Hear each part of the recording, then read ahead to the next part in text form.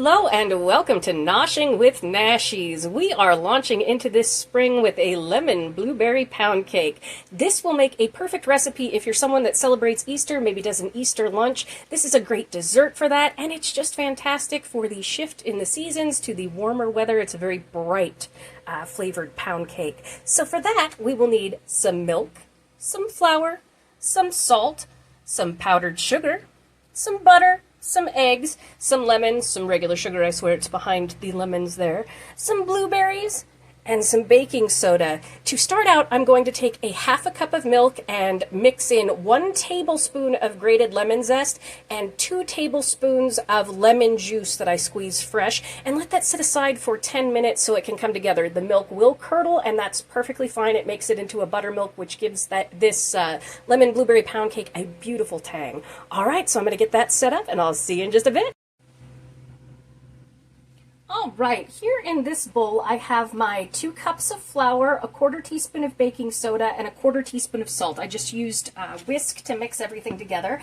And then in this bowl, which is going to be my wet bowl, I have 1 stick of butter and 1 1/4 cups of granulated sugar. And what we're going to do is we're going to mix this together, and then we're going to add in the eggs one at a time until everything is incorporated. You can see here I've got my blueberries mixed with 1 tablespoon of flour. It's a cup of blueberries, 1 tablespoon of flour. These are frozen. It keeps them from kind of muddying up our batter. And then here is my half a cup of milk with 1 tablespoon of lemon zest and 2 tablespoons of lemon juice. It is curdled. It makes it like buttermilk. If you don't have lemon zest, that's perfectly fine. You can just use the lemon juice. And that's what it looks like when you zest. You don't want to go into that pith and see too much white. So it was 2 lemons zested for this and a half a lemon for the juice. And I use a microplane to do that. This is a really, really handy tool. So what I'm going to do first is I'm going to cream my butter into my sugar and then add my eggs. I'll do that on fast motion, and then we will talk.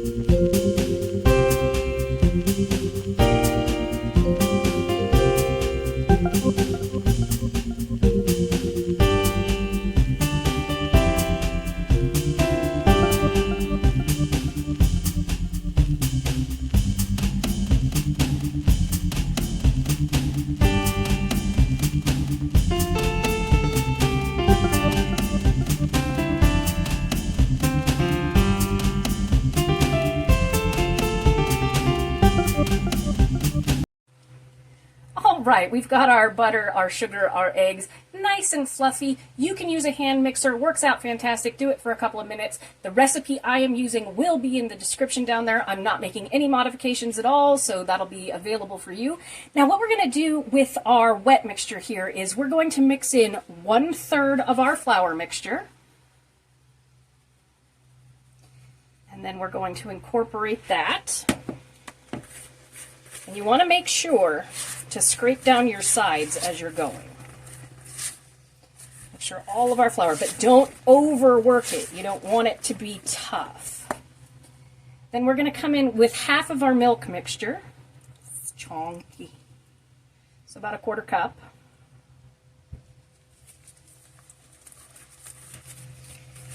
Get everybody in the pool. Oh my gosh, that lemon smells so good. Now, a good alternative to just a regular lemon here would be Meyer lemons. They have a lovely, sweet, extremely bright, sort of tangerine-ness to them. It's really lovely. And we're going to go in with another third of our flour here and incorporate that. This is such an easy recipe and so easy to do. I'm actually going to make a second one for my neighbor because he's just such a groovy guy. He helps take care of the outdoor kitties and everything. And I'm going to show you how to do one just in a regular bread pan that you can dress up for yourself. And I'm going to show you how to do one in a fancy thing so it's like presentable at a brunch or something. I thought it would be fun. All right. Now we're going to go in with the rest of our milk here. Oh, I just love spring and lemons. Oh, and since I used 2 lemons for the zest, but only 1 lemon for the juice, what I usually do if I buy a big bag of lemons is I cut them up and I freeze them to use later on. It works out really well.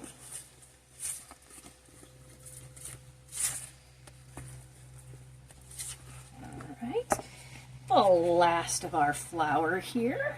I'm gonna mix this in. There we go. Oh yeah, I forgot at the beginning when I did lemons, I was gonna go lemon. Do y'all remember what that's from? I'm old. Let's get this all incorporated. This is a beautiful, fluffy one. And you just don't want to see too many streaks of flour. It's okay to have a little bit of flour granules visible because we don't, again, want to overwork this. Just make sure to scrape down those sides. And I'm going to go grab a spatula so we can add in our blueberries. I like the blueberries. Spatula.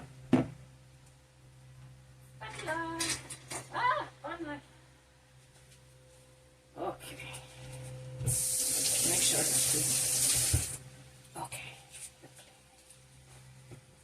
And I'm just going to scrape down my sides real quick.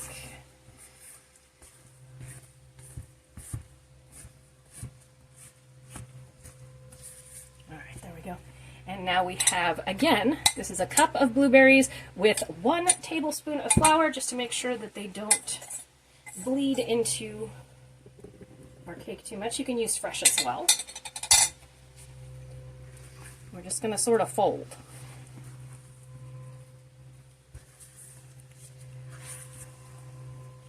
Oh, this smells so good.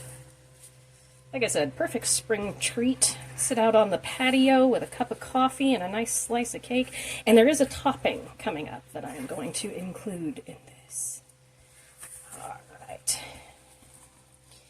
Everybody is mixed. I am going to go grab my bread pan. All right, this is just a regular old Nordic ware bread pan that I have sprayed with nonstick spray.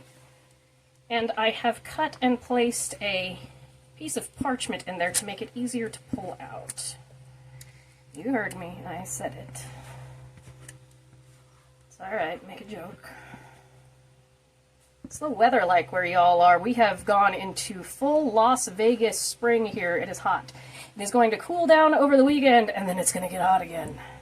Alright, we're just going to take this and spread it out nicely into all of our corners so it's nice and flat.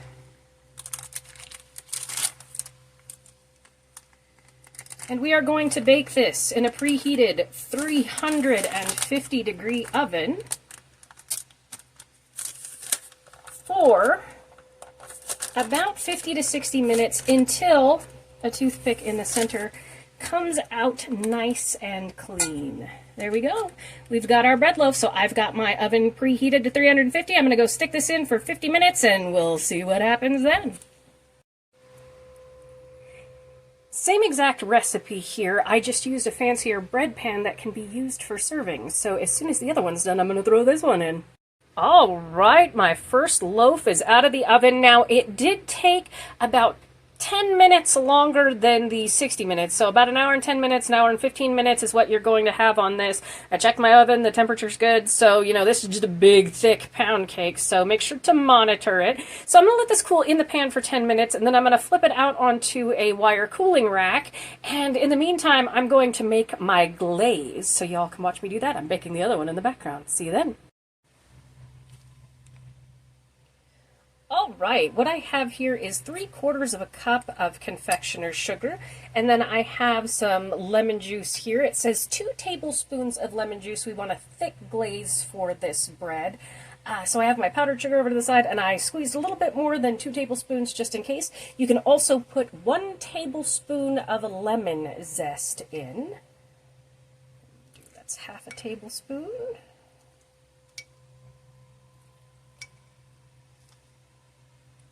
Pour everybody in. We want this to be thick, and this is our glaze. Always have some extra lemon juice and some extra powdered sugar on the side, confectioner sugar on the side, just in case. Like I said, the recipe did call for the lemon zest, but I decided I don't want to zest another lemon. I'm just going to mix this until everybody incorporates. No lumps, no bumps.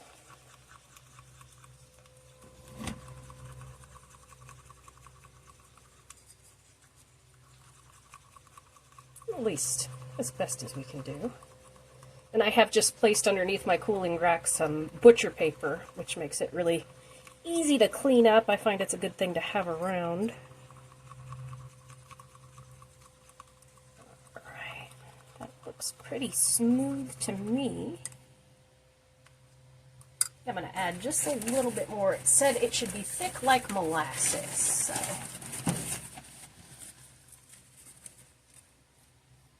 Let's add another spoon in there. Let's see.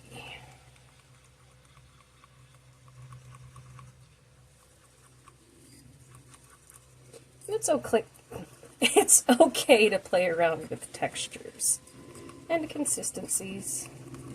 While baking is a science, it is also an art. And you do want to make sure that your bread is very, very, very cool when you do this. Add just a little bit more. I want it to stick to the top. So that was about an extra tablespoon and a half, so, of powdered sugar on top of that 3/4 of a cup.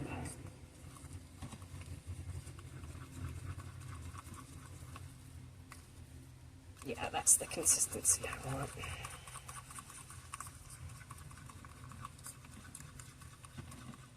It looks exactly like what you think it looks like. Could be used as a movie prop.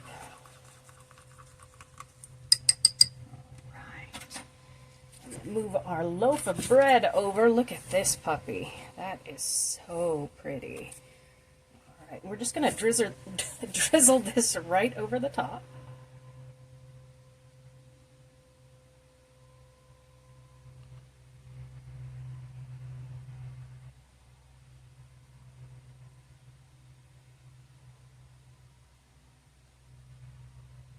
And a fun design.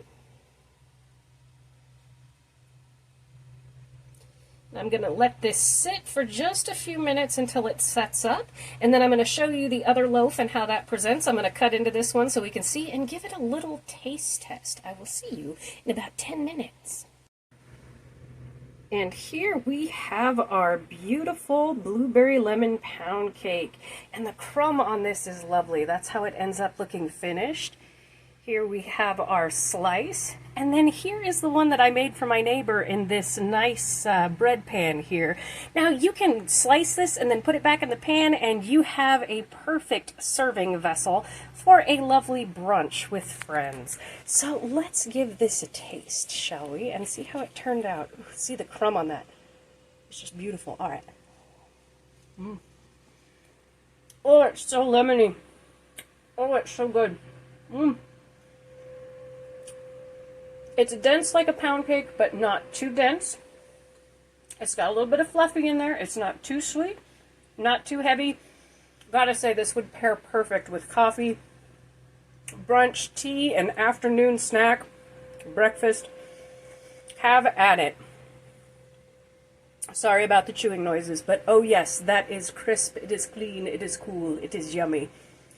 Thank you so much for joining me for this episode of Noshing with Nashies. If you have enjoyed, please like, comment, share, and subscribe, and I'll see you in the next one. Bye!